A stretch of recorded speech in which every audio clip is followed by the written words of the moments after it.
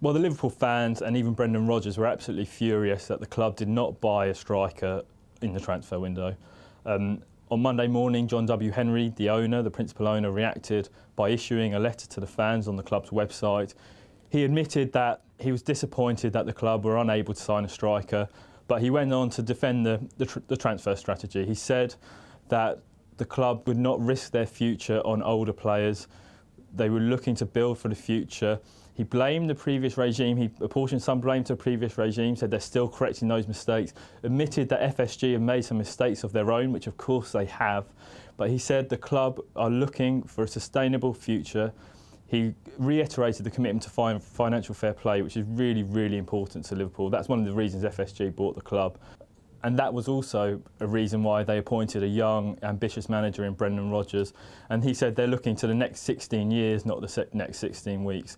And I'm not sure how Liverpool fans will respond to that. It's a good piece of PR. He's talking to the fans, he's addressing their concerns. He did point out they've signed the likes of Nuri Sahin and Joe Allen and Fabio Borini in the summer. But Liverpool are desperately short of a striker. They've let Andy Carroll go on loan and they've not replaced him.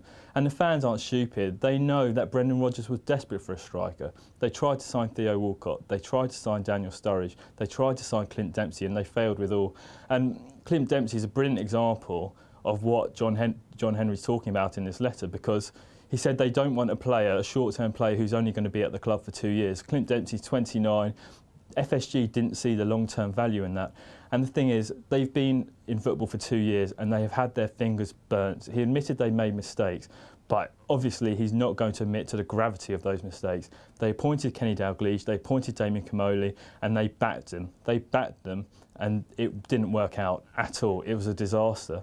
And Kenny Dalglish was sacked for not finishing in the top 4, and Brendan Rodgers got absolutely no chance of finishing in the top 4 with this squad. Well, the big point that John Henry made in his letter was value for money, and it's quite clear Liverpool have not had any value for money under FSG. Maybe Luis Suarez, you could argue, but they spent 20 million on Stuart Downing, they spent 18 million on Jordan Henderson, they spent 35 million on Andy Carroll.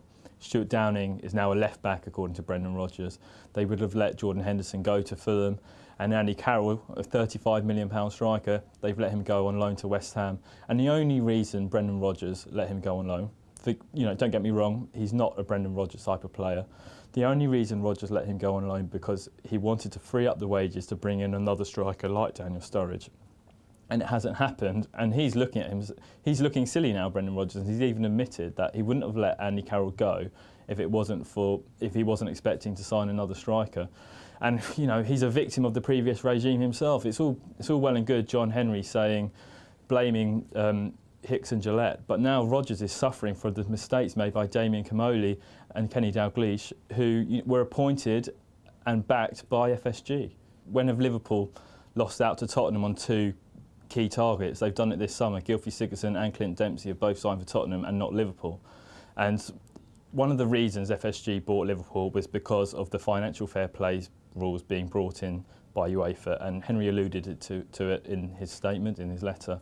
And without Champions League football, they're not going to compete for the big transfer fees. They were expecting financial fair play to rein in the likes of Chelsea and Manchester City.